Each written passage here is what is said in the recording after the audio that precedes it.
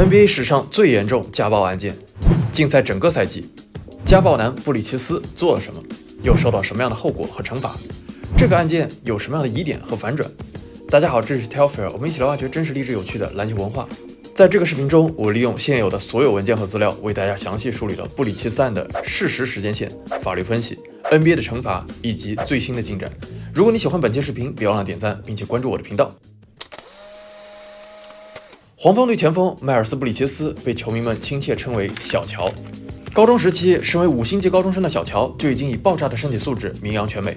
之后，受到名帅 Tom Izzo 的召唤，小乔来到篮球名校密歇根州立。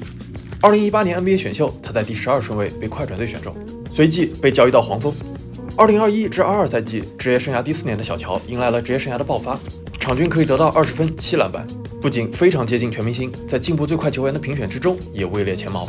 2022年的休赛期，布里奇斯本有希望签下一份5年1.7亿美元的大合同，但这一切都被自己的一次家暴行为毁了。2022年6月，布里奇斯被曝在2个孩子的面前殴打了自己的女友。布里奇斯的女友 Michelle Johnson 曾经也是一名篮球运动员。高中时期 Michelle 曾经带领球队赢得了3座州冠军，而自己也被评为4星级高中生。大学的 Michelle 来到了马绍尔大学，也是在这个时候 Michelle 与密歇根州立的布里奇斯相识。2018年，在布里奇斯参加选秀的时候 ，Michelle 也陪伴在身边。两人有2个孩子，但是并没有结婚。在之前的社交媒体上，经常能看到2人的甜蜜合影。2022年6月 ，Michelle Johnson 在 Instagram 上突然发布了自己被打的消息和照片，同时她还晒出了自己的诊断书。她被医院诊断为男性伴侣虐待的成年受害者。她所受的伤包括锁喉攻击、脑震荡、鼻骨闭合性骨折、肋骨挫伤、多处瘀伤和颈部肌肉拉伤。更糟糕的是，布里奇斯殴打女友的过程被他们的孩子看见，孩子们甚至向他们的奶奶直播了这个过程。What? Daddy choked mommy. Daddy choked mommy? Why? 2022年6月29日，布里奇斯被洛杉矶警方逮捕。2022年7月，在家暴之后，布里奇斯面临了来自检察院的3项重罪指控，其中1项为故意伤害，另外2项是对孩子的虐待。在美国法律中，如果殴打他人触犯法律，你可能面临这样几种法律责任 ：tort 民事侵权、misdemeanor 轻罪，以及 felony 重罪。很明显，重罪是最高的级别。作为对比，2007年慈世平阿泰斯特的家庭暴力受到了轻罪的指控，而2023年上半年受到千夫所指被联盟2次禁赛的莫兰特，到目前为止没有被指控任何犯罪行为。而在这起家暴案件之中，布里奇斯所面对的是3项重罪指控，所以大家可想而知这一起家暴的严重程度。最初面对这3项指控，布里奇斯 plead no guilty， 宣称自己无罪。而3个月之后，这个新闻发生了反转。同样的媒体 ESPN， 同一个作者 Baxter Holmes， 2个新闻的标题却截然相反。Plead no contest 是控辩交易的一种，犯罪嫌疑人在不认罪的前提下直接接受刑罚。面对检察院的指控，布里奇斯 plead no contest， 不再进行抗辩，他接受了惩罚。而作为回报，检察院将剩下的2个重罪指控进行撤诉。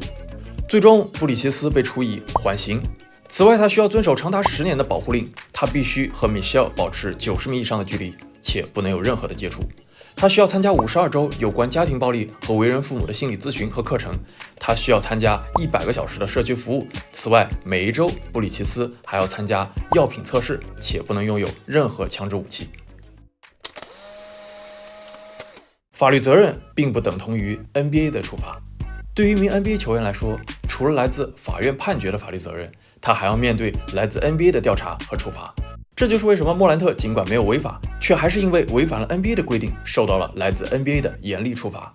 而在 NBA 之中，对于球员的家庭暴力，根据 NBA 劳资协议的第6条，当一名球员被判定犯有暴力重罪时， NBA 将立即对他禁赛至少10场比赛。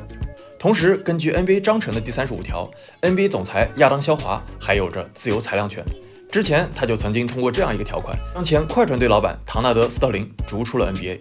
在研究了所有的资料，采访了各位证人，并咨询了一批家庭暴力专家之后，2023年4月 ，NBA 宣布了对于布里奇斯的处罚：30场禁赛。30场禁赛是联盟历史上对于家庭暴力最严厉的惩罚，这超出了之前杰弗里·泰勒的最高纪录24场。而事实上，布里奇斯缺席了整整92场比赛。如果上赛季布里奇斯有合同在身，在禁赛3场比赛之后，甚至可以打上赛季后半赛季的比赛。